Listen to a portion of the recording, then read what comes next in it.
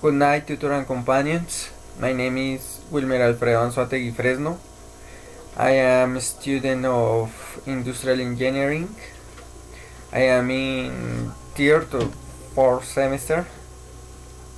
This is my solution of the for the for the transition.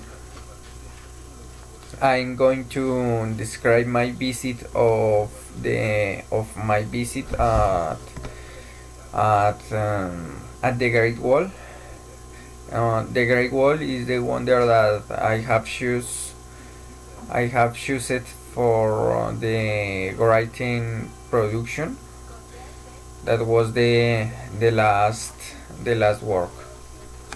I'm going to start. Well, I finally have realized my great dream. I have visited the Great Wall, and I like tell you how was my visit. I love this place.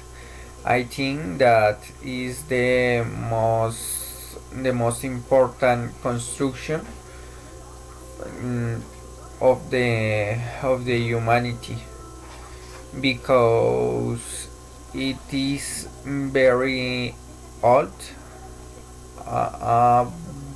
built very old, and very important for the history of China, or not only China, also of the world. In this case, I like it. Tell to my mother how was my visit, and how